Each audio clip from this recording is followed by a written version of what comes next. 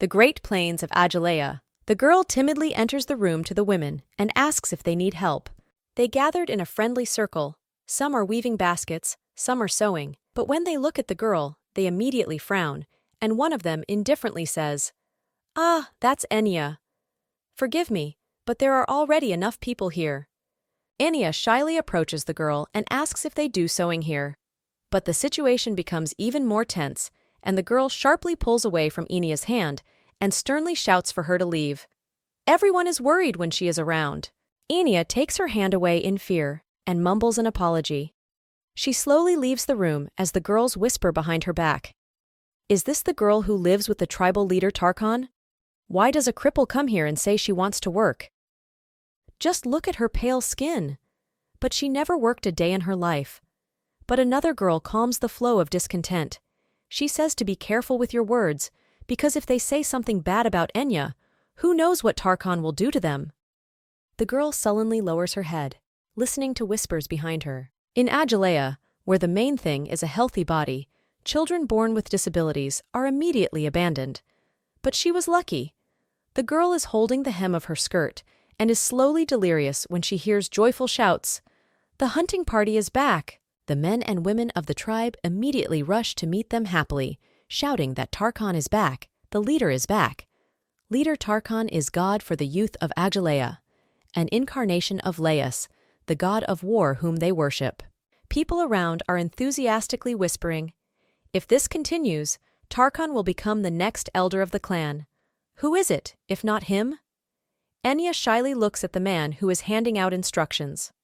Any squad that went hunting with Tarkan was sure to return alive, and he was considered a born hunter.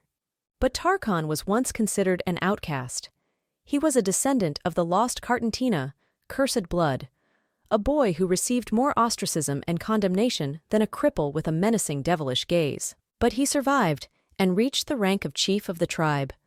People began to ardently respect the leader more than the old and sick clan elder, because he would never let a loved one starve to death. The girls enthusiastically surround the arrived leader and huddle closer to him. Everyone was upset that they could not be like him. And also, Tarkan was constantly surrounded by female attention.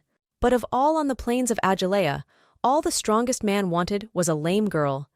He chose her, a girl with a disability, who was not even considered a person in Agalea. The Agilian shaman, who was responsible for childbirth, constantly said, "People die easily. They can die from an insect bite, from a twisted umbilical cord, from disease, drowning, or a wild animal. But more and more often problems occur during childbirth. No matter how many women give birth, there is always a chance that the child will not survive. That is why women wanted to give birth to as many children as possible, and for this, they needed a strong and healthy man, such as Tarkan." Enya tightens her skirt and thinks that it is time to go home. She and Tarkan have not seen each other for a long time. He will be upset if she is late. The girl comes to the palace and goes inside. Tarkan is already sitting on the chair, hiding his face behind his hands. Enya looks at him. He came first, and he looks tired. The guy finally breaks away from her hands and looks at the girl. She turns away sharply, caught, and blushes. Enya sits down on the bed, and the man silently follows her. She asks how everything went, but Tarkan immediately pounces on her, covering her words with a kiss. He throws her on the blankets and starts kissing her neck roughly. The girl confusedly grabs his shoulders and asks to wait, when Tarkan casts a hazy look at her and clenches his teeth, panting. Returning from hunting, he becomes wild, as if he is about to attack and eat her. But she even likes it. She tentatively wraps her arms around his back as Tarkan frowns and asks her not to desire anyone but him. And he won't pay attention to anyone else either. Enya nods. She promises, but covers her eyes. She felt pleasure, loving him the whole night, as if there would be no tomorrow. At night, the light is on only in their room. The husband carefully hugs Enya, who is slowly falling asleep, and strokes her head.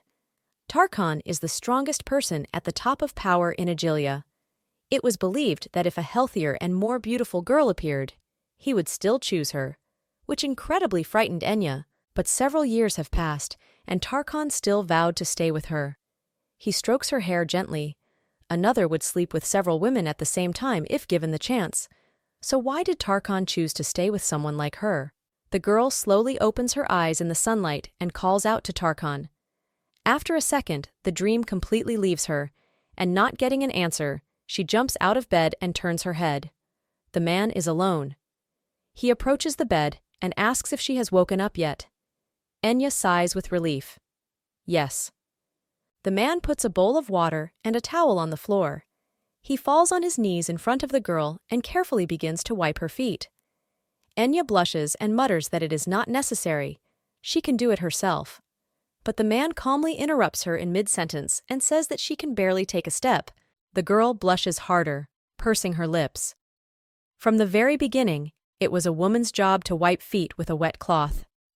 This is a way to show love to a precious person. She looks down at Tarkan. She cannot believe that they are doing what she should do to her.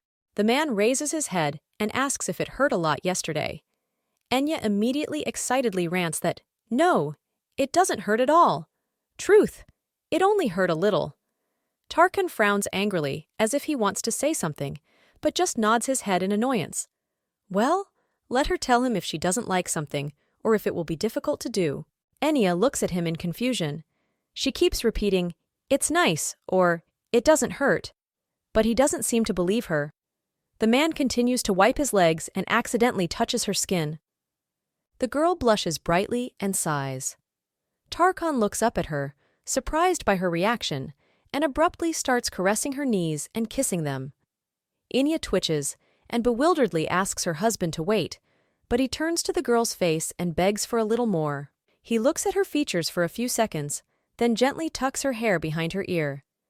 The girl calls out to him in confusion, but Tarkan caresses her cheek, frowns tragically, and whispers that she is so beautiful that he wants to breathe only with her. Tarkan was the last survivor of the Cartantina tribe. That night, all the lands of Cartantina were consumed by a terrible fire. The father disappeared with his sister on his shoulders, saying that he would return, and the boy then thought that he would spend the rest of his life looking for his missing sister and father, until he found his sister's dead body. But he did not see how his father died. He and his mother were the only ones who came to the wasteland, to the dangerous lands of Ajalea, where various monsters and insects swarmed. This place is called Empty Field. It so happened that the empty field was going through difficult times due to the appearance of monsters, so even though he was a descendant of a fallen tribe without any relatives, he was lucky to become a meat harvester. There is a whiff of almost rotten meat everywhere. He worked from morning until night, dissecting carcasses and cleaning bones, until his whole body absorbed the smell. At the end of the work, a tiny piece of meat is thrown into his hands, which fits in his fist. A boy grimly examines a rotting piece with a fly on it. And this is the reward for a whole day's hard work? There are not even words. He clenches the meat in his palm in annoyance when he is shouted at to get out of the way, because he has already received his salary. Tarkan looks back at the line of people. If he had left everyone and gone into the forest, he would have been able to survive on his own. He thoughtfully lowers his head. But then, without him, the mother. A sudden rustling of nearby bushes breaks him out of his thoughts. He rushes there to check if it is a monster, but behind the trees he notices an old man and a girl who are whispering about something. This old man what? Her bodyguard. Even the fact that he is still alive is incredible. The girl wipes the hunched man's shoulders, and Tarkan remembers his sick mother, but tensely turns away. Suddenly, the old man notices him. He tiredly raises his index finger to him, and barely audible mutters, "Go, go, go." The guy looks at the girl's confused face, turns towards him, and grimaces in annoyance. Stupid old man, and who does he want to starve to death with? He jumps up and runs away, leaving them behind. Life here is absolute hell. Tarkan enters the tent and mutters that he has already returned. But he is interrupted by a terrible scream. Mother. The guy rushes to her and lifts her head. Shortly after the fall of Carcantina, the mother, who had experienced a terrible thing, completely lost her mind. Her eyes wandered aimlessly, as if without any trace of life, her speech was completely incomprehensible. She could not eat until someone chewed the food and put it in her mouth. The boy shoves a chewed piece of rotten meat into her mouth. His once beautiful and intelligent mother was unrecognizable, and now she didn't even recognize him. Tarkan sighs, looking at the lonely, half-rotten apple in his palm. Today, he was the only one paid. An angry scream can be heard nearby, which makes the boy shudder. Some man is aggressively pressing the girl to the ground and is annoyed that she simply cannot freeze quietly. He puts his hand under her dress and shouts that he will give her something to eat if she calms down. The girl sobs, resists in fear, and tries to pull the fabric back. Tarkan looks at a familiar face. He wasn't eavesdropping, but it seems that the old man she was with recently died. She is still trying to fight back, but tears of despair are already rolling down her cheeks. A loud, native cry rings out in Tarkan's ears. He sees his little sister in front of him crying and calling him for help like a ghost, causing the neurons in the boy's brain to speed up without even a second to think. A half-rotten apple falls, and the next moment Tarkan angrily rushes at the man, pushing him off the girl, and yells for him to keep his dirty hands to himself. He swings his fists at him with a mist of fury in front of his eyes. He still doesn't know if it was anger or impulse. But most likely, it is because then she reminded him of his sister. The girl squints at the fight in confusion, and although the pitying expression remains on her face, she seems to have calmed down. In the end, the man grabs his broken nose and walks away, calling the boy a sick Cartachan. Let him fail from here. The girl confusedly spins around Tarkan when he rises to his knees and angrily looks at the sand in his hands. Did he do all this just to get dirty? The boy throws Enya an apple he earned for the day and grimly mutters that she should eat it instead of swallowing something rotten. Enya looks fascinated at the fruit in her hands, blushing, and the boy looks skeptically at this scene. It looks as if she has just seen God himself. He gets up and angrily thinks that he made a mistake. He shouldn't have given the apple to her. He mows at the legs of the girl, who is frankly limping. She is simply in a terrible state. Tarkan angrily turns away as Enya hurries after him. Unexpectedly, he throws a stone at her, which flies a centimeter near her head, and the girl falls from shock. The guy demonstratively waves another stone and shouts for her to leave him. He makes a menacing expression on his face, but continues on his way. Probably, after this, she will definitely stop following him. But Enya looks confusedly after him and begins to silently crawl after him, right on her knees. Tarkan looks back at her annoyed, having noticed the movement, and the girl suddenly falls to the ground, as if hiding. But only when the guy turns away, she resumes her work. The guy frowns at her inconspicuous actions, but silently lets her follow. That's how their incomprehensible relationship with this girl began. The old woman grimly grumbles that if he wasn't ready to take responsibility, then he shouldn't have contacted her. Now it looks like she's going to follow him. Tarkan's face darkens with indignation, but it is the same when she saved them. Aunt Piash saved him and his mother from death in a clear field. Piash sighs as she sorts through the greens in the basket and says that she already has a lot to worry about, and the boy should be grateful that she saved his life. She takes out some of the collected and hands it to him. Does he really think that she should be the one who takes care of young people like him? The guy pinches the greens and quietly asks why she's trying so hard to worry about these people, and the old woman frowns and says that people seem to have started to notice her disappearing sometimes, so she won't be coming out anymore. Tarkan leaves the cave, leaving her behind, and Piash mutters after him that she is already too old and tired. Her face falls in a sullen expression, and she whispers that they are the last to be helped by the woman. Tarkan tightly squeezes the grass in his hands and stands gloomily over his mother in the tent. She lies on her back and moans some incomprehensible sounds. The bed is messy again. He takes the blanket outside. Nothing can be done. They have nothing else to sleep on. He sighs sadly, looks down at his feet, and thinks that she is now at least taking medicine from Aunt Piash. I wonder how much they will have to suffer. He notices a familiar limp next to him. Enya is slowly weaving towards him. Tarkan rudely orders her to leave, but the girl imploringly runs after him. Stones fly at her. Tarkan turns and angrily shouts that he already told her to leave, so let her stop following him. After all, he doesn't think that old man would want her to follow him all the time. He is busy, worrying about his mother. He looms menacingly over the girl's frightened face and continues to shout that he can't afford to worry about someone as pathetic as her. Tarkan grits his teeth and thinks that it will be better for them. What he already has is enough for him. The girl shrinks under his gaze and trembles as if she is going to cry. Although it was Cartantina's purpose to care for the weak and the sick, it would be hypocritical and too luxurious for him in such a situation to try to act like her now. He angrily turns away and tells her that if she has understood, then let her finally disappear. Tarkan is washing a blanket in a stream nearby when he notices a strange movement in the water. Something resembling a pile of fur slowly floats up to him. The boy looks closely, and the object slowly turns over in the water. It turns out to be the head of a dead person, covered with deep wrinkles. The guy shuddered in fear. That's it. His thoughts are interrupted by the man's exclamation, "I found it!" And a crowd of people run up to the edge of the rock to look into the water.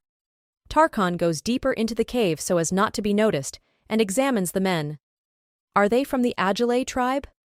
One of the men thrusts a long spear into the water to check the dead body, and the comrades around him are frantically shouting that there is something else moving, to be careful and get it. Tarkan watches them from behind the rock and frowns. It seems that one of the villagers was washing the deceased through a red bird. Red birds can often be found drinking water from the river. They use the hooks at the end of their tails to cling to the skin of their prey. They are terrifying monsters that claim many lives every month. The men had already pulled out the body and wrapped it in a black cloth. One of the boys frowns. These birds have taken another one. The friend nods to him and says that they are probably so active lately because the mating season has begun. He returns to the old man with the stick and asks Mr. Charon if he should warn people not to go to the river yet. Charon sighs heavily and grumbles that it's not worth thinking about. It won't help them. Tarkan peeks out from under the rock and traces the features of the old man's face with his gaze. This is the head of the Agilean tribe. Suddenly, Charon squints at Tarkan as if he's spotted a spy, and his face twists into an arrogant, cruel smile. He says that here it is better to find a victim from other tribes so that these demons will switch to them. He waves to everyone and adds that it's time for them to go, because soon it will start raining. Tarkan, who dived deeper than the rock, froze with a gloomy face. A victim? So that the birds switch? He clutches the blanket and his hands begin to shake with anger. Does he mean to say that he considers the people who live in the fields to be mere bait? As he dared. When the rainy season comes, red birds will start eating more than usual. They will search for prey, day and night. A fragile silhouette of Enya appears in front of the boy's eyes, which is enveloped by a red bird with its dangerous hooks on the tail. The guy freezes, but in embarrassment, he brushes off his imagination, biting his lip. Why did he suddenly start worrying about others? It is not in his position to do so now. The sun is barely visible behind the tips of the mountains. It is still morning when Tarkan is severely beaten in the face with a rough whip. The man from the promotion shouts that, if he continues to screw up like this, he will definitely not get paid today. Tarkan hides his eyes from them without giving any reaction, but he thinks annoyed that they are picky about every little thing again today. He frowns, throwing a heavy bag of meat on his back, and speeds up. You just have to accept it. He can't afford to make a fuss. He tiredly opens the carcass of the animal and begins to decompose it, elbow deep in blood. All day he had to prepare their meat, every day, and it was repeated over and over again, making his mind clouded. He looks, tormented, at the red spots on his palms and felt as if evil was awakening inside him. But an aggressive voice from the side is already taking him out of his thoughts. What is he doing? Get to work quickly! After the shift, Tarkan raises his hands to get a piece of food as usual. The pay has been increased because he caused a ruckus last time, but he just wants to get paid. The man in front of him, who was handing out the payment, demonstratively throws a piece of meat aside on the ground and grimaces with a mocking, caustic smile. Pick it up. The boy purses his lips and humbly bends over for a piece. The crowd seemed to be waiting for this moment. They rudely hit him on the back, calling him a dirty Cartantanite, and collectively began to kick him. They laugh among themselves and shout how dare he touch someone else's flesh. Some tell him to lie down and call him a freak. Some scream for him to finally die, and others just sneer at him from the sidelines watching the show. Tarkan silently clenches his teeth and covers the piece of meat with his back, enduring beatings and humiliation. He thinks that instead of living like this, he would rather just drown in the river. A boy stands on a rocky shore and watches the blue waves glistening in the sun. He tiredly looks at the water and thinks what will happen to his mother if he disappears like that. Suddenly, he hears a rustling behind a tree, and he turns his head sharply. There, a familiar yellow dress and pink hair, which are quickly hiding behind the trunk, look at him. Enya. Suddenly, he feels how all the hatred he has been holding back all day bursts out. It's her again. Tarkan clenches his teeth angrily and rushes to the tree. This devil girl, who will not let go, does not even allow him to be alone in peace. This time he will definitely kill her. He goes behind a tree and angrily shouts for her to leave. He has no sympathy for her. But Tarkan freezes in a second, and all the aggression slips from his face in a moment. There is no girl behind the tree. Instead, there is a leaf instead of a plate, on which 2 balls of rice are carefully laid out. Tarkan looks at the food in silence for a few minutes and takes it in his hands. This rice is steamed, even a little warm. Had she left them for him? He slides to the ground and stares blankly at the balls in his hands, and finally puts one of them in his mouth and chews. Tears begin to fall from his eyes, and the boy frowns but grunts angrily. Stupid girl, she gave it to him, but she herself will starve for several days. He remembers how everything around was engulfed in fire, and his father, with his sister in his arms, shouted for the last time before leaving that Tarkan should take care of his mother. They should survive. The man left like that, and the boy remained frightened to call him, leaning the weak body of his mother at his feet. Tarkan comes back to reality when sharp raindrops hit his back, and he jumps up and runs. He thinks about his exhausted mother waiting for him in the tent. To be honest, he wanted to give up. Several times a day he thought about abandoning his mother and running away into the forest. But every time he fell asleep, and we see before our eyes the image of his family. Therefore, for the sake of those who died, he could only protect his mother until the very end. Cold puddles splash under his feet as he runs into the tent and loudly announces his return. But his mother's bed meets him empty. He leaves the tent and looks around. Where did she go? Tarkan notices a wide trail under his foot, which leads directly from the tent to somewhere on the road, and breaks off to run after it. They show that she was dragged. What happened? His face tightens in panic. Damn, we should have moved to another place a long time ago. Suddenly, behind the loud sound of the downpour, he hears splashing puddles somewhere behind him, freezes, and turns around. A soaked Enya is standing there. He wonders, is she still following him? He squeezes stones in his hand and throws them at her. The girl defends herself, but is in no hurry to leave. Then Tarkan again begins to angrily shout for her not to approach him, but to go. Seriously, you don't have to follow him.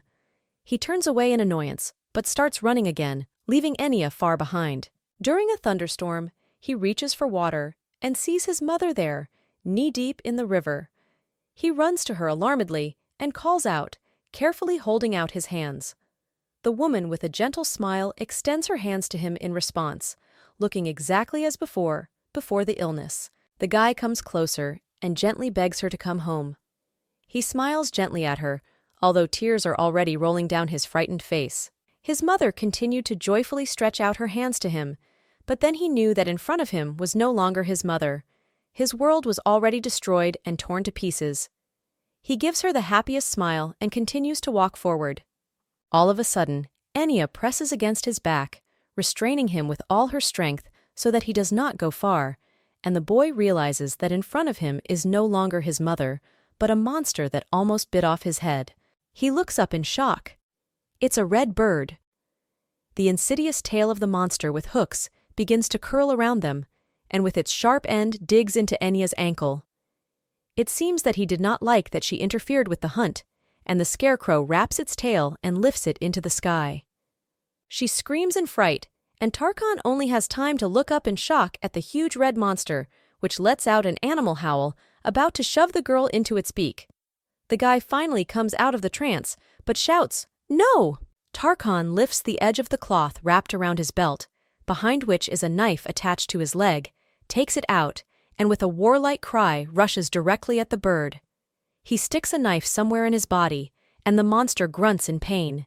His tail throws Enya, who has already lost consciousness, somewhere on the shore. Instead, he aggressively attacks his provocateur. But Tarkan is ready.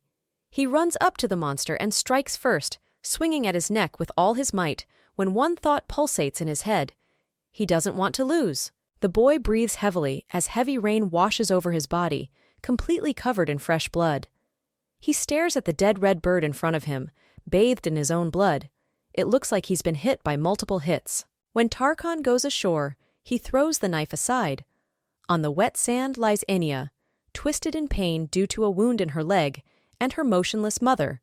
He rushes to his mother in fear, carefully picking her up, and begins to beg her to open her eyes. Enya next to her is tensely grimacing, but Tarkan continues to hug her mother close to her and frantically repeats, "No, please." Tears flowed from his eyes again. He wanted to take care of his mother for the last time. He wanted to make sure she died a miserable death, like everyone else in the family. He should at least make her death less miserable. He silently pulled her closer in his arms, as Enya was fully awake and watched the scene in shock. She carefully reached for her hair, but Tarkan angrily threw her hand away and shouted hysterically that she should not touch her, not touch his mother. The guy looked at Enya's tragic face and thought that he had lost his loved one again. But he is a hopeless loser. The girl bent down to the bloody knife, grabbed it, and handed it to the sullen Tarkan, stuttering, asking him to stop her suffering. Her face becomes pained, as if she is ready to cry. The victim of a red bird can live as long as it is used as food, so she must be in agony. The boy looks at the knife in fear, and his body begins to tremble. Then Enya squeezes him tighter in her hands, and with tears in her eyes, whispers that she will do it. Tarkan allows the girl to sit next to her mother, still hugging her. Enya swings a knife over the woman's body and stabs it in as tears continue to flow down Tarkan's bewitched face. He should have done it, but he just couldn't. And those tiny hands brought peace to his dying mother, who had just fallen victim to the monster. And he just watched. Deep night covers the palace. In the room, where the light is still on, Tarkan, already an adult, asks Enya in surprise whether she wants a child. Suddenly, he roughly grabs her palm, and the girl looks up at him in confusion. He grimaces angrily and says if she doesn't mean that she wants a child from someone else. The girl shivers, but wakes up. This dream again. Tarkan is next to her, fast asleep. She clutches the blanket tightly, but his hand rests soothingly on her stomach. She caresses her. Maybe Tarkan wants a baby? Yellow-hot dawn bursts into the windows of the room and illuminates the breakfast. Tarkan says that if he leaves tomorrow, he will be able to return before Shabbat, a holiday. Confused, the girl asks him why again, and if he has gathered somewhere nearby. After all, Shabbat is less than 15 days away. The table in front of them is laid luxuriously, with various fruits and sweets. Tarkan sips the broth and covers his eyes. Not at all, he will probably have to go to Perugia again. Enya looks at him understandingly. Perugia is a tribe in the open field, and they have friendly relations with Agalea. Recently, many people died due to a flood in the valley, so they asked Agilia for help, since they had no one to hunt. Last time, Tarkan gathered an army and lived there for a whole month near the ruins of former houses, giving instructions and helping everyone. But what happened again in Perugia? The guy angrily grabs his head and swears under his breath. He asks if Enya knows that they do not have enough women to participate in Shabbat. At first, he was going to send only Regatta, but the elder persistently asked him to come. Enya's face immediately falls. That is, Tarkan is going to find a woman to participate in Shabbat. The man frowns and excuses himself that they obviously know he has her, so he's not going to do anything to embarrass her in front of people. Tarkan lowers his head guiltily. He wanted to tell her earlier, but lost the moment. So, women will come from Perugia. They will mate with Aegean men in order to bear children from them. Enya freezes and lowers her head in shock. But what if the day comes when Tarkan leaves her because he wants another woman? Then, isn't it better to leave Tarkan yourself? The guy notices the frozen expression of horror on her face and grabs her hand roughly. He leans closer and harshly asks what she just thought. The girl blushes a little. It's nothing. Tarkan tightly presses his lips and pulls her by the hand, forcing her to get up from the chair. She calls out to him in surprise as he throws her down on the bed, grabs her by the shoulders, brings her to his face, and angrily orders her to sit still and wait for his return. He mutters that if he hears strange talk from the other women even one more time, he won't just leave it to them. Anya nods in confusion, and Tarkan leans closer to her again and whispers offended that she should not go to places where there are men. Is everything clear? The girl blushes. Of course. Closer to noon, under the neighing of horses, one of the hunters commands the men to turn the animals in the other direction. A small commotion ensues when someone loudly asks to hand him new pegs for the unruly horse. Under the shouts from outside the window, a sleepy Enya jumps up on the bed and immediately starts to leave. Tarkan's people have already arrived, and she wanted to make him breakfast, but she slept too long. A man who seemed to be fast asleep next to her grabs her hand. He pulls her back into bed and hugs her tightly as she calls out to him in confusion. Tarkan grimaces in annoyance.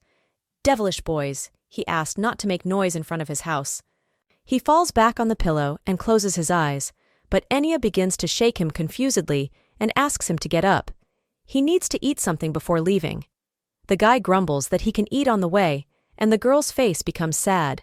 But if he goes with an empty stomach, he will still be hungry. Tarkan does not move from his place and tells her to give it then. The girl is confused. Now? But it takes time to prepare food. The man cuts off. No, not the food, her lips.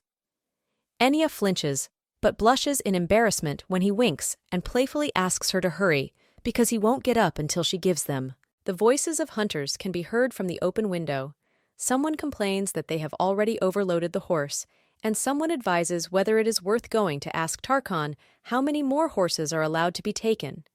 The girl quickly pecks him in the corner of her smile, and he suddenly turns on her, hugging her to the bed. Enya shyly whispers for him to stop, but the boy gives her a cheeky smile, hovering over her, and refuses.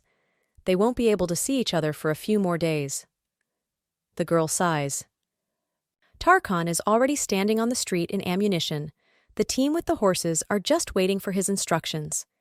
He says he plans to return by Shabbat night. Let her prepare the food in time. Enya, who came out to see him off, nods and asks not to worry about it.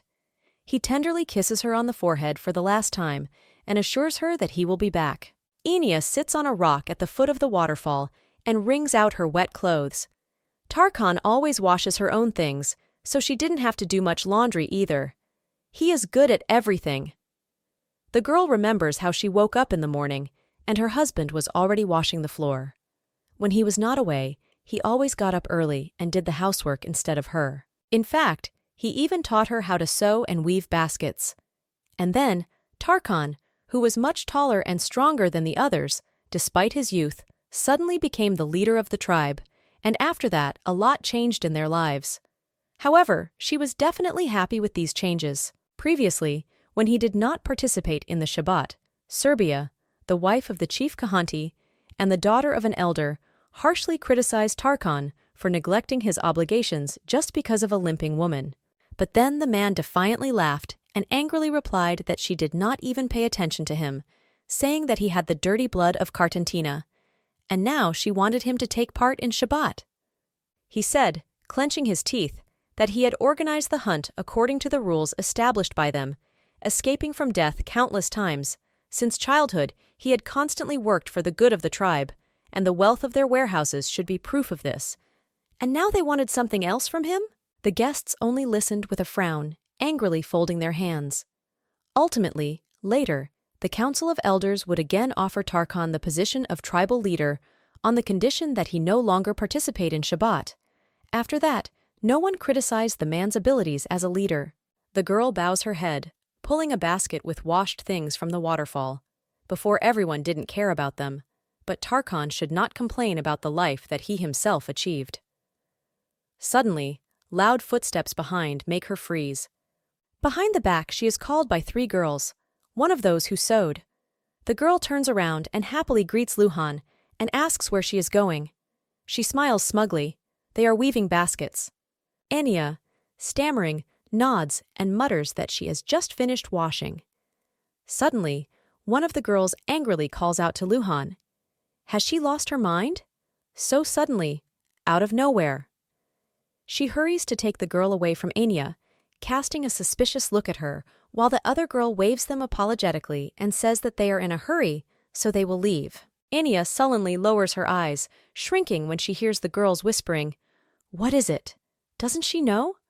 They talk about something, looking back at the girl, and in the end, Luhan joyfully runs back to her. She asks if she is suddenly busy today, and Anya's face instantly lights up with pure joy at the hope that she will finally be accepted into their community. The girl blushes and exclaims that she is free now. Luhan smiles contentedly and asks if she wants to go weave baskets with her. They are going to work. The girl nods, and in a few minutes they enter the building together. They are already sitting in a circle, sewing, when a child's voice starts calling for his mother. The boy runs into Luhan's arms, and she asks him in confusion how he got here.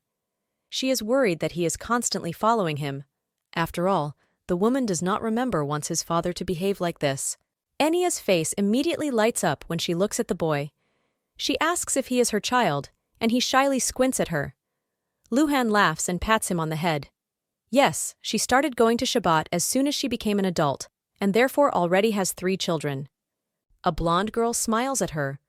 So his father built her the house she now lives in? Luhan comforts the boy and says that the father of the second child built him. She was able to get a house already after the 3rd child, but it is so terrible that she even regrets it a little.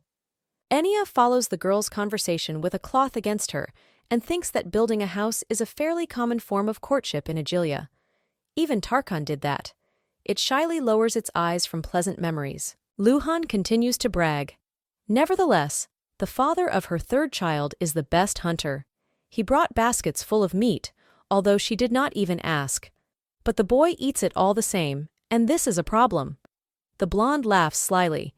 She only pretends to talk about the children, but in fact she brags about their parents. Anya looks at how Luhan kindly asks her son to let her work, and thinks that she is not so much older than her, but is already the mother of 3 children.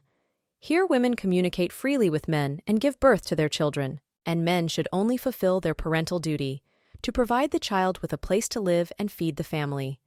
And children continue their family. A woman who can give birth to a child deserves the greatest admiration and attention of all the men of the tribe. The blonde girl frowns and asks where women should come from to participate in Shabbat. Luhan replies that he seems to be from Perugia. The girl nods. Of course, Perugia. Once she heard that they have a wedding ceremony there. They marry one man, and so for life. Luhan sneers. That is, they spend their whole lives with only one man? Among the circle of seamstresses, there are outrageous cries. My God, what is this anyway? What is the meaning of this? She seems to have heard that the women of Perugia do not participate in Shabbat. Someone is laughing. Doesn't that sound creepy? The girls support her, and if they were with one man, what would happen if he died? What if it gets sick or disappears? And if there are any accidents, they are very brave. Anya watches the noise. The wedding? It seems she has already heard about it. Luhan returns to Anya and asks if she will participate in this Shabbat. The girl shivers shyly. Shabbati? No, it won't. The girl laughs. And even if Tarkan is against it, she may not pay attention to him. She is already a full-fledged girl of Agalea. The blonde also smiles at her, but says that it is possible, at least not for a day. The woman nods. For sure, Tarkan will come too. Ilya smiles shyly and says that she will definitely ask him. Shabbat is a great festival and an important ritual of devotion to the deities of Agalea, the goddess of fertility, abundance, and harvest. She knows that many acquaintances are made during this festival, but she has never participated in Shabbat. Anya lowers her head in frustration when one of the girls glares at her intently and tells her that she is making the basket wrong.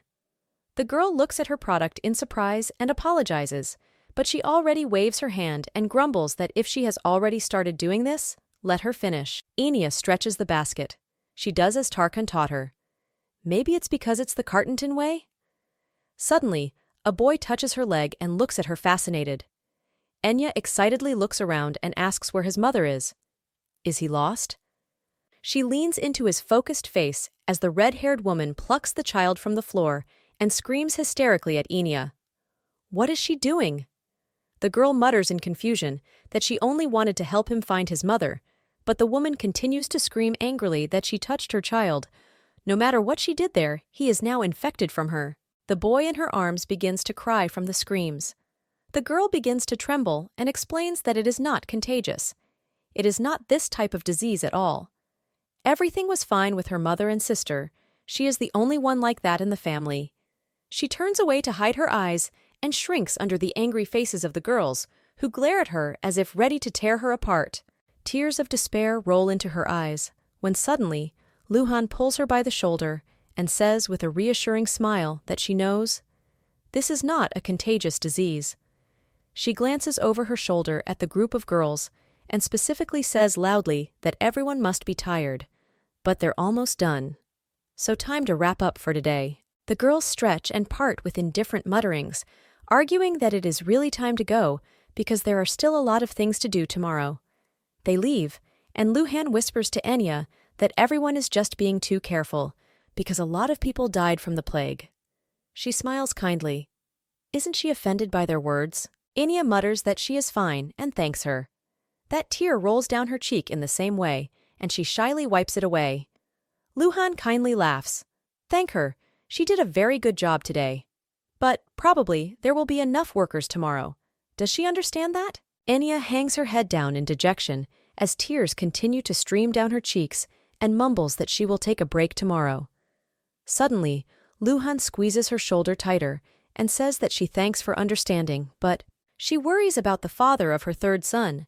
He was called to build a new bridge across the river, but he is having a hard time doing it. Her smile tightens, and she asks if Enya can drop a word about her in front of Tarkan. The girl's face falls from these words. Enya mutters that this is quite problematic. She does not interfere in Tarkan's affairs, and even if she asks him, not much can change in the father of her child. Lukan stares at her with a menacing look, and the girl turns away. She heard that Tarkan entrusted the construction of the bridge to Ikachi, so it's better to talk about it with him. She smiles kindly at the girl, and adds that if he doesn't feel well, it would be better to give the doctor's report to the leader of his group. Luhan looks gloomy, but a tense smile appears on her face. She thanks Enya and says that the girl is actually as friendly as they say about her, and leaves. Enya chews her lunch and sighs heavily. Somehow she has no appetite. Did she make a mistake? She remembers how Tarkan menacingly said that if he heard strange things from other women, he wouldn't just stand by. But it's good that Tarkan is away, because if he saw... She throws the fork into the plate. Tarkan is the leader of the tribe, so she was afraid that if she hides in the house, the negative attention towards them will only grow. Therefore, she tried to go out more often and communicate with people, but in response she met only cold looks and indifference. Enya purses her lips when sad memories make her hungry, but takes a spoon and starts eating again. She promised Tarkan that she would take care of herself while he was away. Therefore, she must hold on until he returns. A group of girls busily go through the fabric, talking to each other. Enya carefully goes inside, apologizes, and asks if there is work for her today. The others look at her with indifference. They sent her away only yesterday, and she returned. Some girl grumbles that they already have enough hands, so there is no need. She is waved and told that she can go. Enya shifts shyly in place when the girls turn away and continue their conversation. Someone excitedly exclaims that, finally, Shabbat is very soon. I wonder if the expedition will have time to return to its beginning. Others laugh, but say that you need to sew clothes for Shabbat today. You should hurry, there is still a lot to do. On the night of Shabbat, men light a big fire, musicians loudly beat the drums, and the festive evening begins with acquaintances and walks.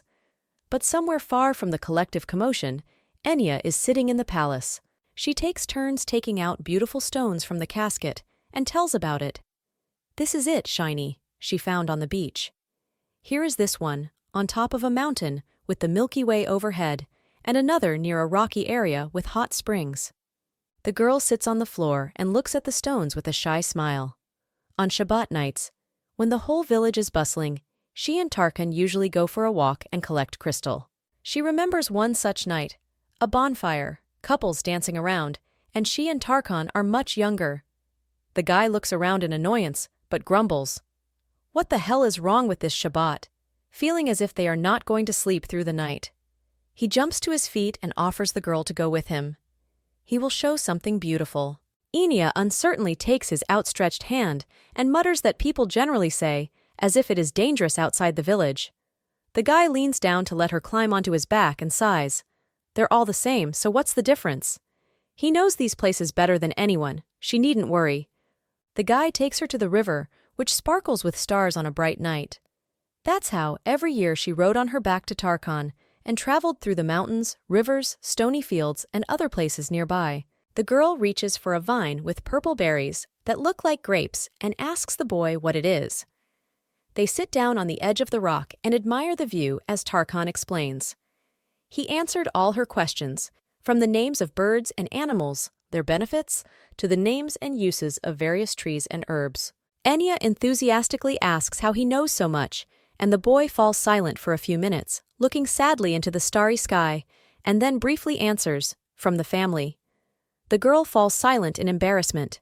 From that day on, she no longer asks Tarkan about the family. The girl looks into the crystal faces and plunges into memories again.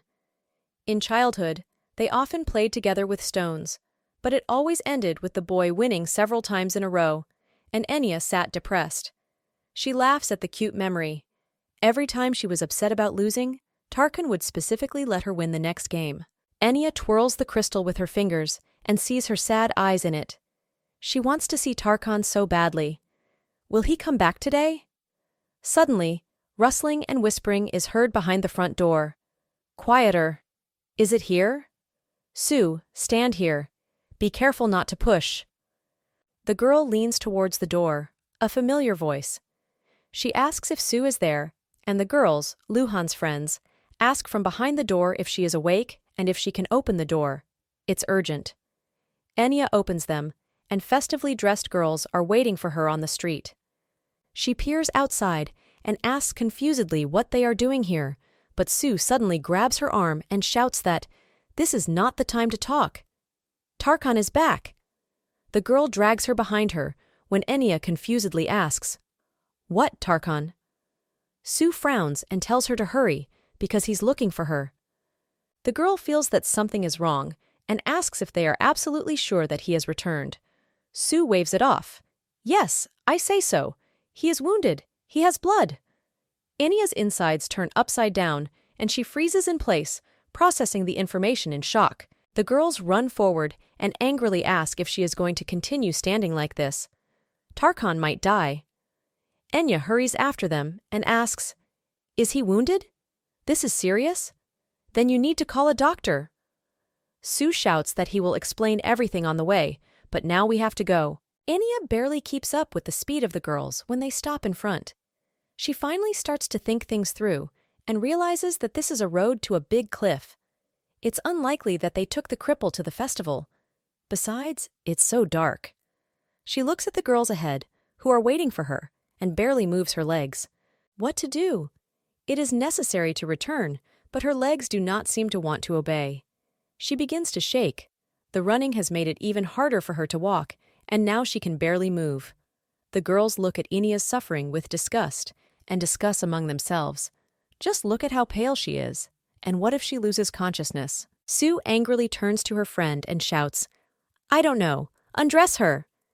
The girl angrily grumbles for Sue to do it, because she doesn't want to touch her. Hearing this, Enya feels as if the ground falls from under her feet, and she hides her broken expression behind her hair. They lied. But she is glad that Tarkan is not actually injured. One of the girls grabs the collar of her dress and pulls sharply. The fabric is torn at the seams and forms a deep neckline on Enya's chest. She stares at the glowing hole in shock. The girls, as if on command, grab her. Sue holds her in front, by the shoulders, and the other girl pulls her arms from behind. Enya looks around at them in a panic, but hysterically asks why they are doing this and begs them to stop. Sue, with a crazy smile, continues to tear the cloth from her and shouts for her not to pull. This way she will be able to participate in Shabbat. The girl behind bends down to her ear, but mockingly shouts that everything is right. Even Tarkan will be able to close his eyes for just one night. Enya tries to break free from their grip and shouts for them to stop, but Sue laughs. Tarkan will soon have a new wife, won't he? And let her enjoy it. Hearing these words, Enya shuddered, and tears began to fall in hail from her eyes. She breaks out and angrily grabs Sue's finger. The girl screams and abruptly lets go of her in fright and disgust. She pushes her. Has she lost her mind at all? But what does she do? Enya falls to the ground from the shock, but lowers her head in a sad mood. She is left unheeded. The girl runs to her friend, looks at her finger in fear, and shouts that she has blood. Enya angrily shouts for them not to touch her, because if they touch her even one more time, she will really bite him. The girls look at Enya with disgust and call her names. That's why she sits in Tarkan's den and doesn't come out. They leave her, arguing that her hands are now dirty and must be washed as soon as possible. The girl remains lying on the ground. In a few minutes, she slowly gets up and fixes the collar of the dress, which still remained intact. Tarkan will probably come home first. We need to return soon. The girl is slowly wandering back when she stumbles upon the hot springs. A girl from the workshop and Luhan are resting there.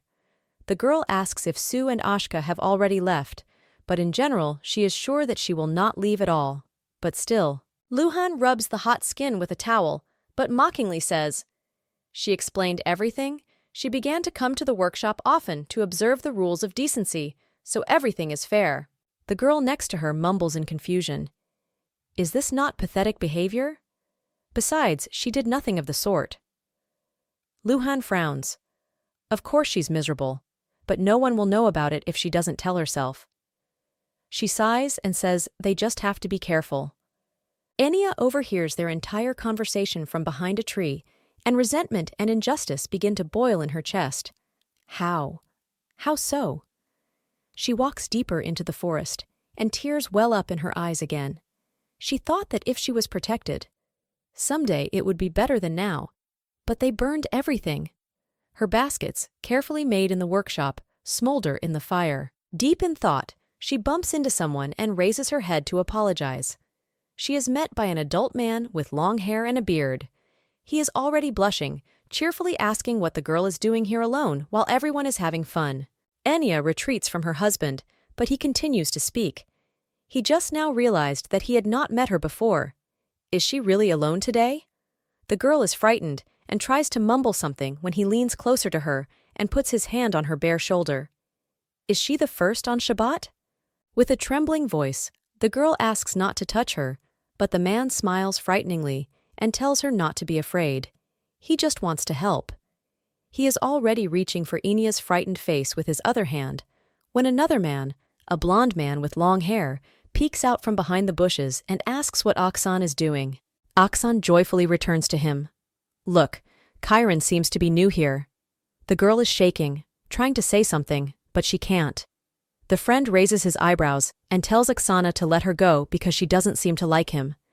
Chiron gives her a polite smile and asks where her company is. He will take her to them. But another man interrupts him and asks him to wait, because the more he looks at her, the more he likes her. The man sighs in annoyance, and Aksan examines the girl and her ragged cleavage. He enthusiastically comments on everything. The leather is so soft, even though it won't fit in your hand, but still. The girl cringes under his gaze. She must dare to say. Finally, gathering strength into her fist, she exclaims that she is not participating in the ritual. Chiron's exclamation attracts attention. To hell, Aksan! The man displeasedly turns his head towards him, still holding Enya's hand, but instead meets the devilish gaze of Tarkan, who is ready to tear him to pieces. Aksan retreats in fear and mumbles in a trembling voice. What is Tarkan doing here? Cannot be. The picture in his head finally comes together, and the man shouts in confusion that he really didn't know. Didn't know it was his wife.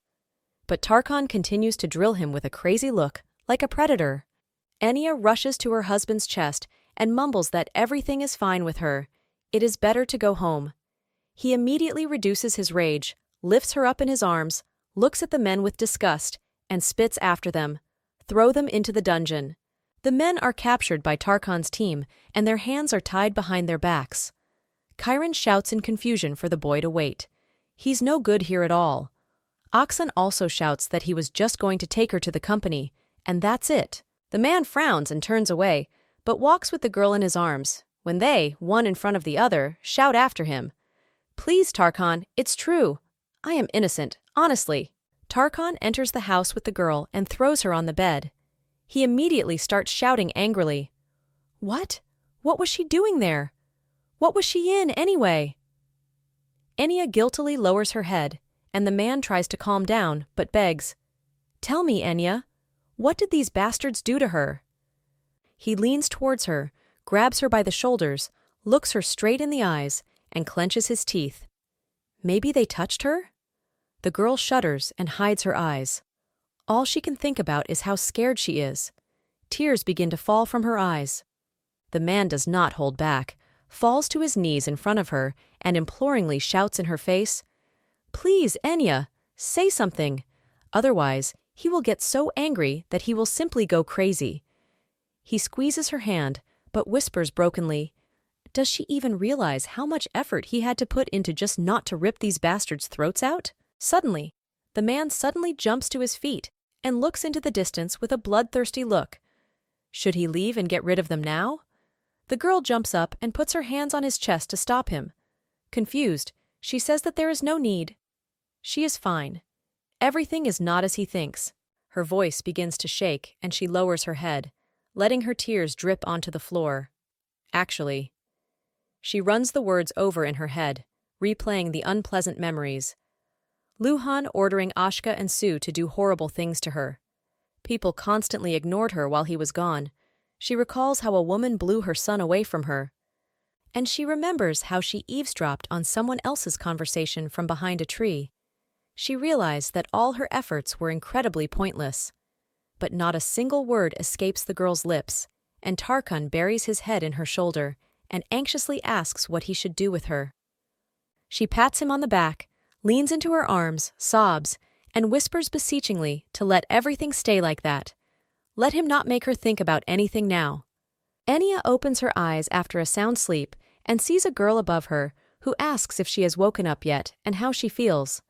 She gets up in surprise when Ikeda hands her a jug of liquid and explains that Tarkan asked not to wake her.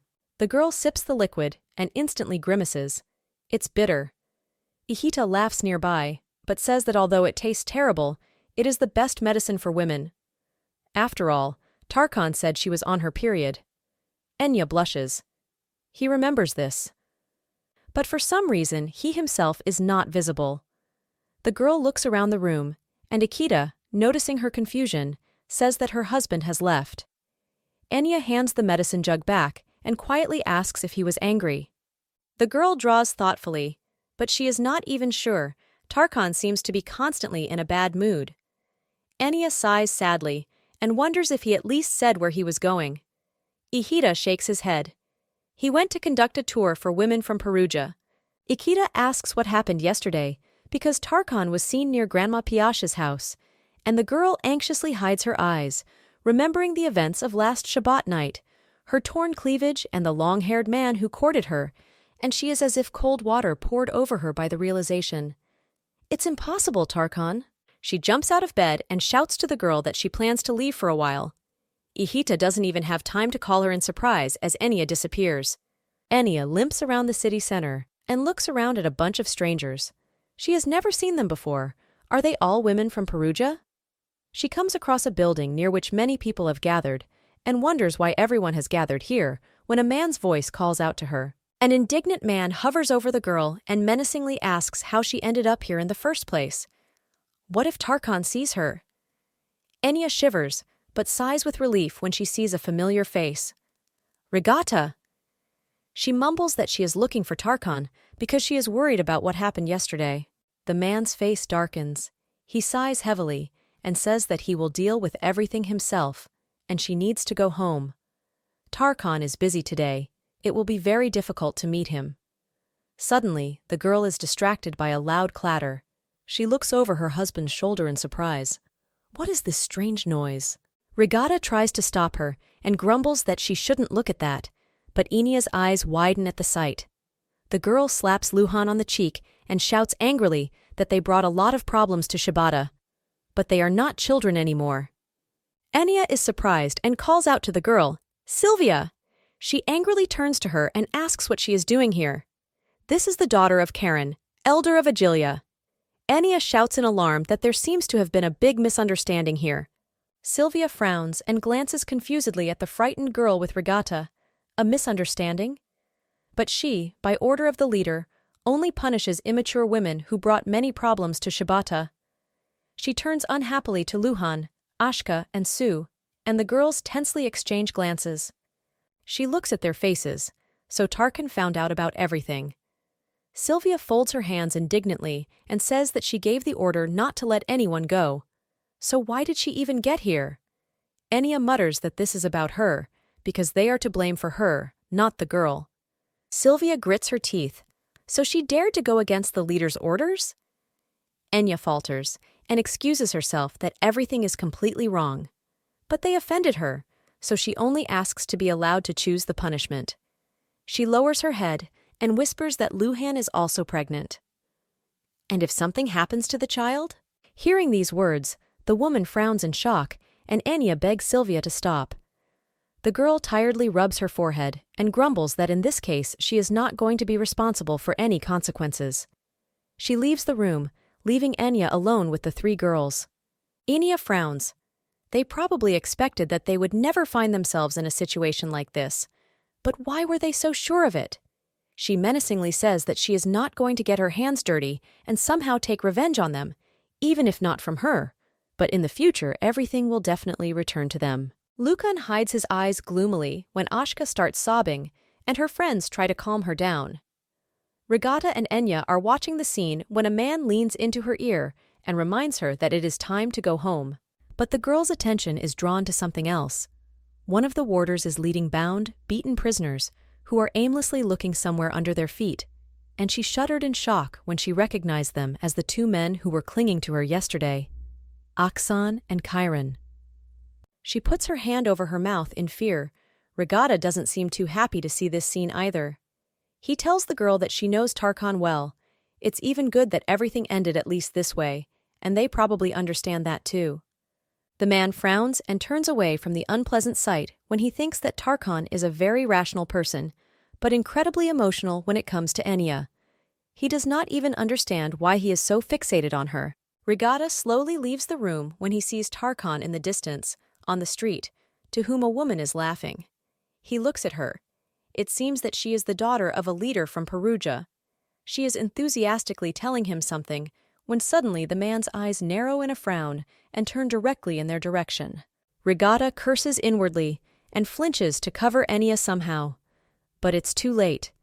The man notices her and follows straight towards them with a scowl, leaving the Perugia chief's daughter standing behind without any warning or farewell. Tarkan approaches Enya, and she shuddered in surprise and was already preparing to say something in her defense when the man wordlessly picked her up and threw her over his shoulder. He remains silent as he carries her home, but frowns angrily. The girl blushes and shouts in embarrassment for him to put her down. She continues to scream, and the crowd begins to look up. For a few seconds, Enya raises her head and sees the surprised face of an elegant woman, the daughter of the leader with whom Tarkan was talking, and she instantly blushes with shame and sighs. With renewed strength, she begins to beg Tarkan to let her go, slapping him on the back, and he grits his teeth in annoyance, but eventually puts her on the ground. He is angry, and the girl guiltily lowers her head. He clearly told Ihiti not to let her go, so why did she come here, although she is not feeling well? Enya waves her hand to the side of the imprisoned boys, who have already been brought into line, and shouts that she came here precisely because of this. She tries to calm down and says that these people didn't do anything wrong. They just happened to run into her last night.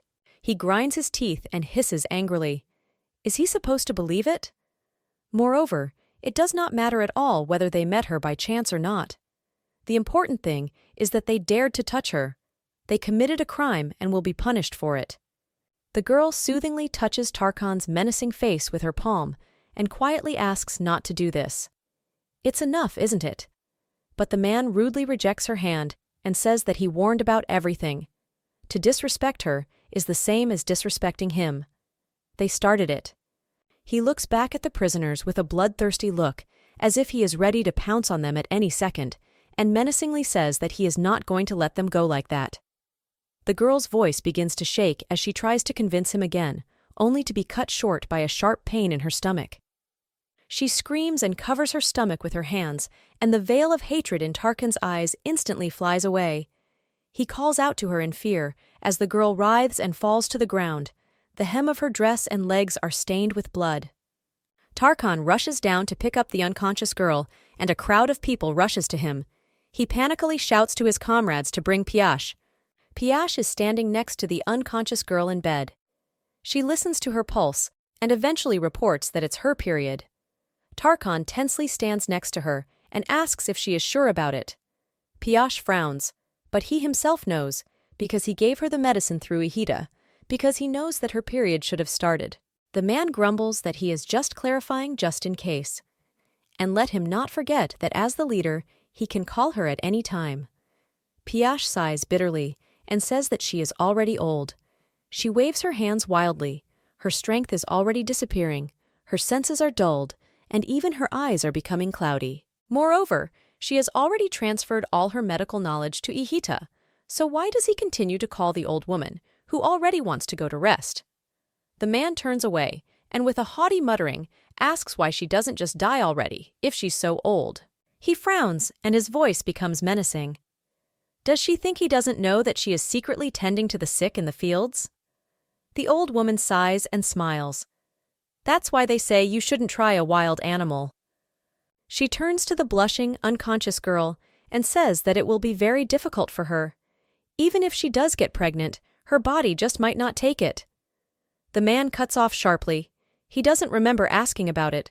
But the old woman continues to say, Enia's body has an energy that is very different from the energy of the other women in Agilia. Also, her menstrual cycle is irregular, and she has had too many miscarriages, especially after she had a stillbirth. She tragically lowers her head and remembers how Tarkan bursts into her house in the middle of the night, in a storm, and then holds the hand of the unconscious Enya and cries from hopelessness. Tarkan sighs and says that he knows how difficult it will be for them to have a child. He sits down near the head of the bed and gently strokes the girl's hair, but Enya wants it. His lips stretch into a gentle smile as he admires her face. What words to choose to convince her? He has no idea. Piash waves goodbye and says that it is time for her to go. The husband stays with Enya alone. He brings a jug of water, towels, and concentratedly begins to wipe her feet. The girl shuddered and sleepily opened her eyes. Tarkan lifts her knees when he hears a sigh and apologizes. Did he wake her up? It's only midnight. She can still sleep. After a few seconds, Enya realizes what position she is in and what Tarkan is doing, so she jumps up sharply on the spot and shyly mutters that she can do it herself, but the man orders them not to move. She lowers her eyes sadly and thinks why Tarkan does this so often and also so suddenly. The man wrings the towel, puts away the jug, and asks if she still feels bad. Enya waves her hands in alarm, but assures that everything is fine with her. Tarkan hands her a small bundle tied with a pink bow, shyly averts his eyes, and whispers that although he knows that the girl is not too fond of such things, when he saw it, he immediately thought of her. She opens the scroll and her eyes shine with enchantment. Inside is an exquisite white bracelet with 2 chains and a gold ornament with red precious stones. The man climbs on the bed, hugs her from behind, and gently covers her wrists. He strokes her hand, and with a smile she tells him to at least try it on if she doesn't like him. The jewelry elegantly falls on Enya's thin hand, and she enthusiastically examines every detail and whispers that she likes the bracelet very much. A gentle smile appears on Tarkan's face as he watches the girl's happy face. He hugs her and says that she looks amazing on her. Enya shyly leans closer to him, and the man's hand squeezes on her shoulder. He gently leans her over on the bed and kisses her. In the morning, Ikeda peeks out from the door of the palace. Looking inside, The leader asks to visit Enya and check her well-being. The girl gently smiles at her and invites her to come inside, saying that thanks to her she feels much better. She laughs in embarrassment. Surely it is difficult for her to walk such a long way every day. Maybe she wants at least something to drink? But Ihita waves her hand anxiously, remembering Tarkan's menacing look, and mutters that she should not linger, otherwise she will face the leader. Enya looks at her in confusion. Is she still afraid of him? She laughs and says that the man is not so scary. Ichida shyly turns away and grumbles that in any case, she just wanted to check her condition and talk about something else. Enya claps her hands benevolently and says that in that case she needs to sit down. Besides, she has some barley rice cakes here, she might want to try. Ihita's mouth is drooling at the mention of them. Maybe she'll stay for a while after all. They move to the table. Enya puts a mug of drink and cakes in front of the girl, and she immediately grabs the cookies and sulks offensively. The leader looked angry again today. Enya laughs merrily and says that he is not angry at all, but there are many things that he has to worry about, and although Tarkan does not say this, he is very grateful to Ihita. The girl listens to Enya's words in amazement, chewing a cake. After all, she always passes such a long way through her. Ihita turns away, blushing with flattery. Really? She grabs another cake and changes the subject, saying that the more she eats, the tastier they seem. Enya blushes excitedly and joyfully claps her hands. Right? Tarkan prepared them. Ichita freezes, looking at the cake in shock, and her hand begins to shake. The chief himself made them? She shockingly grabs her head and shakes her head, not believing her ears, and mutters, "The leader of the tribe bakes rice and barley cakes. And it's hard to even imagine." Enya laughs playfully and says that in any case, Tarkan actually trusts her a lot. Ichita shyly lowers her head, suppressing an excited smile. The leader trusts her. Suddenly, Ihita notices a red mark on Enya's neck and wonders what it is. After a few seconds, she explodes from her place. Has she been bitten by a bug? Need to bring medicine?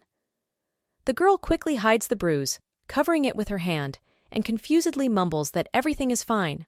But Ihita does not back down and demands to show the bruise so that she can prepare the medicine. Enya blushes even more, hiding the mark that Tarkan left them after one of the nights, and frantically tries to come up with some excuse. In the end, she waves her hand and says that it is an ordinary urticaria. But Ihita, it seems, feels motivated after the news about the chief's gratitude and cheerfully picks up. She has a cure for this too. Enya quickly objects and says that it's really not worth it. Everything is fine with her, and it will pass very quickly. But Ihita equally drills the bright red girl with a suspicious look, and confusedly says that in any case, the leader will report this, because suddenly he will fight with her later. Enya sighs awkwardly and blows on her hot face. It seems that the girl said that she wanted to tell her about something. Ihita catches up and asks if Enya has not yet met the girls from Perugia. The girl digs into her memories and remembers the woman's surprised look when Tarkan carried her on his shoulders a few days ago. She is probably from Perugia. Ichita sighs in exasperation. In the morning, the daughter of the chief of Perugia gathered the Aegilian women and suddenly asked them to be polite to the people of Perugia. She remembers. Then the chief's daughter asked who the chief's wife was, but when Sylvia told them about the culture of the Aegilian people, she said that they were like a tribe with barbaric customs. Ichita scowls indignantly, but continues. But she said she'd accept it for Tarkan's sake, and she was so arrogant it was hard to even listen to her. And then she asked who the chief's wife was. Enya wonders if she is Tarkan's wife. Ichita pouts and says that's right. And when Sylvia explained that he did not have a woman, she had a very strange expression on her face. She said as if she had heard that the chief had a woman with whom he had been together for a long time, and asked if this woman had any children, and if so, how many were by the chief. Enya immediately tenses up and puts a cup with a drink on the table. What happened after that? Ihita shoves another cake into her mouth and says angrily that she still doesn't understand what happened. This woman and Sylvia were just silent for a long time and looked at each other in a hostile manner, and then it was over. The girl frowns and says that in any case, This woman will come to her today. But if he doesn't come? Her words are interrupted by a knock on the door. Enya says that she will open it and approaches the entrance. She is met at the door by a woman with red hair, the same daughter of the chief. Seeing Enya, she doesn't even say hello, but simply cheerfully asks if she is Tarkan's partner. Ihita peeks out from behind the girl with an indignant expression on her face. It's hard to believe she really came. Enya with indifference, and orders her subordinates to stay outside while she communicates with Enya. Ihita is stressed by the situation, calls the girl. But Enya returns to her with a soft smile and bids her a friendly farewell, saying that they had a good time. And now could she not go to Tarkan and say that she is all right? But more than nothing to say. Ichida freezes, nods, and tensely leaves the palace, leaving the two women alone. The girl with red hair turns her attention to Enya again. She heard that she is not feeling well, but she looks much better than she thought. She says that she is sure that the girl has already heard about her, and this time she politely extends her hand. She is glad to meet her. Her name is Avasak. Enya shakes her hand in confusion, and the woman again begins to bombard her with questions. She heard that she has been living with Tarkan for a long time. The girl wants to ask how she knew, but Avasak interrupts her with a kind laugh.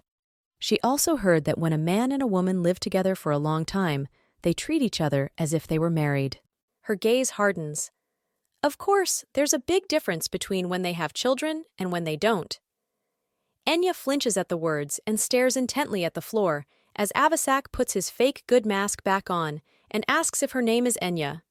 If she doesn't mind, maybe they can talk inside? Although Enya is alarmed by the flood of information, she still allows the girl to come to her place and sit at the table. Avasak shamelessly looks at the golden frames on the walls and the exquisite paintings. What a nice house.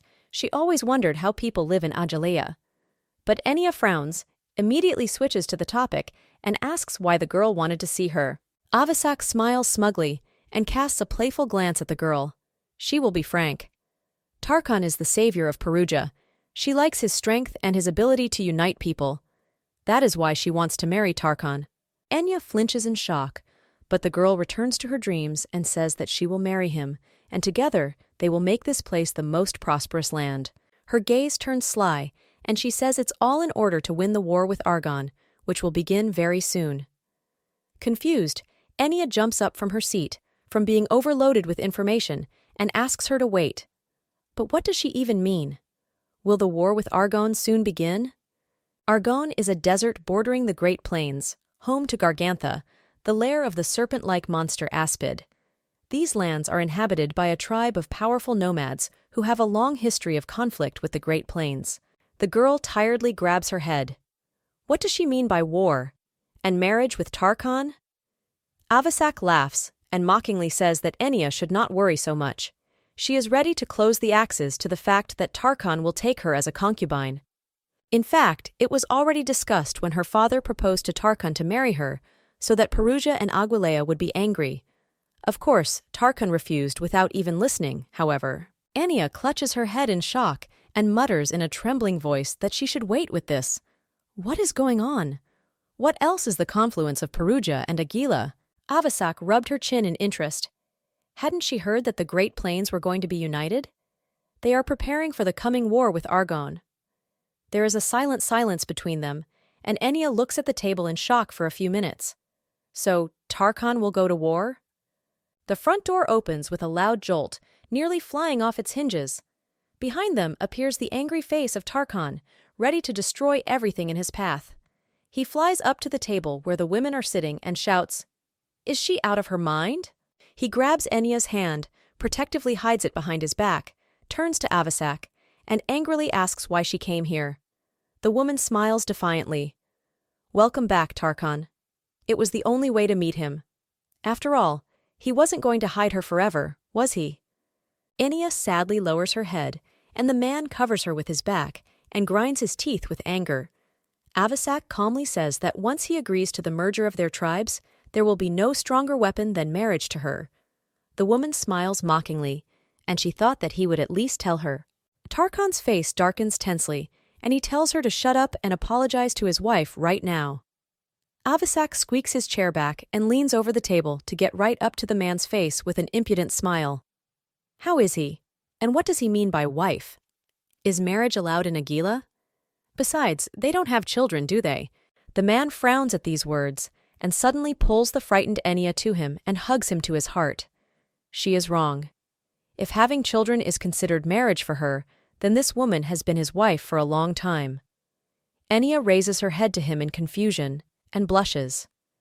Avisak also freezes in surprise for a few seconds, but then laughs. Even if it's true, her opinion remains the same. She backs away from her husband and goes to the door, telling him to come to her when he changes his mind. The man freezes in place and tensely leads her gaze towards the door.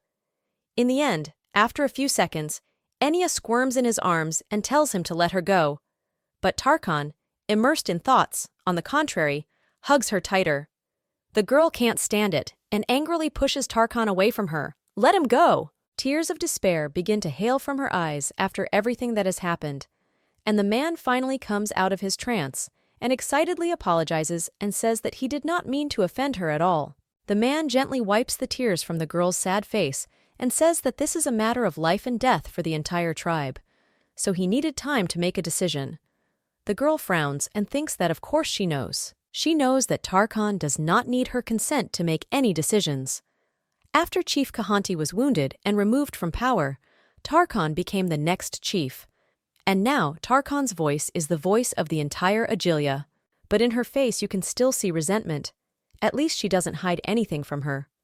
The man hugs the girl full of emotions in a tender hug and promises her this. Until the very evening, they remain cuddling in each other's arms on the bed. Already when the moon appears outside the window, Tarkan quietly asks the girl in his arms if she has ever heard of Garganta in the Argonne desert. The girl thinks, yes, that's where the snake-like monster lives. Recently they sent intelligence there. Tarkan nods. That's right. But they say that the poisonous aspid, long considered extinct, has recently awakened and completely devastated the Garganta area. And then Argon turned to Perugia and Agalar for help. The girl runs her fingers over Tarkan's large scar on his chest. This one was left by an Argonian warrior. The man smiles with satisfaction and continues. Of course, they refused Argon's request. Perugia did the same. As always, they thought about how they could plunder the Great Plains, but in the end, they were cornered. And from the looks of things, the Argonne tribes are now uniting to form an army. Their goal is to escape from the place destroyed by the aspid and find a new shelter. For example, the meadows of the Great Plains. That is why it was necessary to decide something. The man frowns. Agalea isn't strong enough to deal with Argonne, which is why Perugia proposed the merger. The girl listens carefully to his words, but sadly lowers her head. She knew that Tarkan was more busy than usual, but she did not think that it was connected with preparations for the war. Unexpectedly, she wordlessly clings to her husband's neck in her arms, and anxious thoughts begin to swirl in her head. What if Tarkan goes to war and gets injured? If she never sees him again? But the man immediately interrupts all her thoughts. He picks her up by the back and gently throws her on the bed. In response to her surprised face, he asks not to worry. A loving look appears on his face. As long as he's here, no one can hurt her. Enya smiles shyly as her anxiety recedes, and Tarkan leans down to her lips. In the mountains, along the paths, large horned monsters, which are drawn by carts with barrels. Shepherds are walking next to them, who control that the animals do not go off the path. Enya and Akita are gathering grass in the field near the path, when the other girl enthusiastically points her finger at the monster.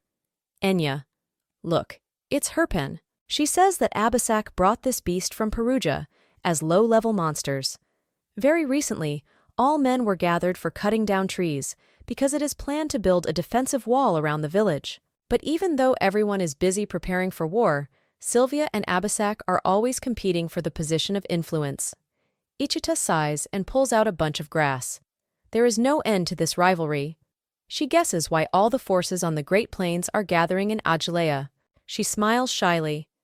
It's all because of the leader's reputation. But what's more important in war? Heroes and healers, right? Ihita waves her finger at the girl, and asks her to work hard if she has already agreed to help. Enya nods cheerfully, and they go back to work. The girls return to Piasha's grandmother's house, and Ihita excitedly hands her a whole bowl of herbs that are supposed to be healing. But when the old woman starts sorting through them, it turns out that Enya has picked the wrong kind of plant. She frowns and says menacingly that she definitely has no skills. Through Enya, Ikita smiles reassuringly at her. Everything is fine. No one succeeds the first time. The old woman sighs and asks if the meeting should be held today. She heard that each side was arguing over a difference of opinion. The girl frowns. If each side... Many representatives of different nations have already gathered at the meeting. A boy laughs at a girl with pink hair. Who would have thought that the people of Nirvan living in the mysterious forest would be drawn into a war? The girl smiles and says that perhaps the leader's reputation has reached this place. Abisak approaches Tarkan and smugly tosses her hair. It's because she contacted the forces of Nirvana. Let her admit that she is useful. But the man only frowns and grumbles that she should not come too close to him. Next to Tarkan's shoulder is Enya, who shrinks insecurely under the sharp gaze of the woman in front of her. The girl lowers her eyes. It's uncomfortable. Why is she looking at her like that? The man next to her seems to hear her thoughts and covers her hands protectively, saying that this is probably considered a greeting in Nirvana. The woman opposite comes out of a trance and extends her hand, covered with grass branches to imitate a tattoo, and apologizes. Her name is Kian. She is the leader of the forest tribe of Nirvana. Tarkan says with surprise that he thought that their tribe was independent and did not interfere in the affairs of others. He politely shakes her hand. He does not know what motives they pursue, but in any case he hopes for fruitful cooperation in the future. The woman frowns and says that she would like to, but things have not been going too well since the location of the daughter of the forest family was revealed. It became known several decades ago. Abisak interjects. Does she mean the lineage of the forest royal family, shrouded in mystery? This is the only family that can control the skeleton spiders, monsters of catastrophic level that live in the forest. The woman tensely lowers her head and says that unfortunately, since the last daughter of the forest disappeared, they could no longer control the wild spiders, and their family began to dwindle little by little. A girl approaches the woman, pats her on the back, and says that everything is like that. Even without the war, their forest is in a difficult situation. She smiles benevolently. Although she is late with the introduction, her name is Yaru.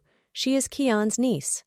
Yaru promises that they will help with their methods, but also counts on their support in the future. Eventually they leave, and Yaru looks at them with a sweet smile and says they will meet later. Enya follows them with a mesmerized look. Enya snaps out of her memories when Ikita, sorting through the herbs, says that she remembers the Nirvana tribe the most, wondering if they are really as proud and isolated as they say. Piash lowers his head. Nirvana is the only tribe that has preserved its way of life since the time when humans and monsters existed in peace. Suddenly, a stranger bursts into the door and greets cheerfully. The girls simultaneously raise their surprised faces. What? Who? A man with blue eyes casually smiles and says that he heard that you can buy honey here. Suddenly, he leans over Enya's face, admiring her, and thinks that Kian was right. She really looks like one of them. The girl tensely moves away from the boy and asks what he is doing.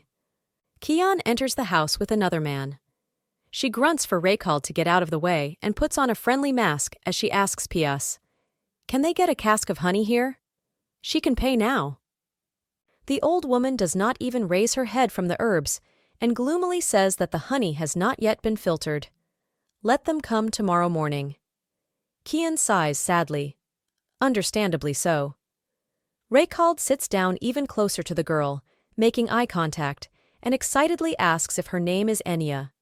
Enya silently contorts her face in an expression of disgust and disbelief, and the man at the door reassures her that there's no need to be afraid, because that's how they normally greet people. He comes closer and holds out his hand to her. His name is Nigatan. He was the leader of the Lahijan tribe, which recently entered into an alliance with the Kian tribe. But now he is a member of the forest tribe of Nirvana. The girl nods in confusion and shakes his hand. Raykald is childishly offended by them. What? Is Nigaton trying to intervene? In general, he also wants to shake hands. Behind him, Kian sighs and argues. Don't be so rude. Does he want to tarnish Nirvana's reputation? The man purses his lips and laughs playfully, saying that they are all too serious. They also want to say hello to Enya, don't they? The girl blushes at these words. Do they want to say hello to her? The guy again leans too close to Enya, blushing with excitement, and excitedly says that he is pleased to meet you. He is recalled. Enya looks back in silence, shocked by such closeness, and the guy is upset.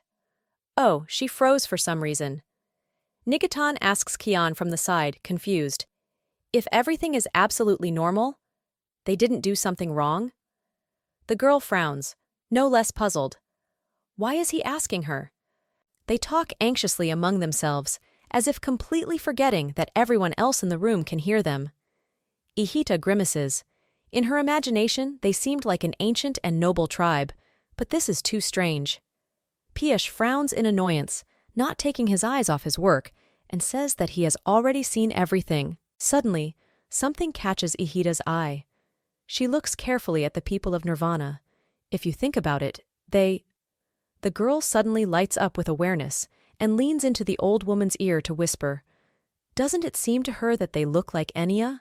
But Grandma Piyush instantly punches her, and Ihita whimpers in surprise. What is she doing? Why did she hit her? The old woman menacingly replies that it is because she is speaking delusionally. What does she even mean?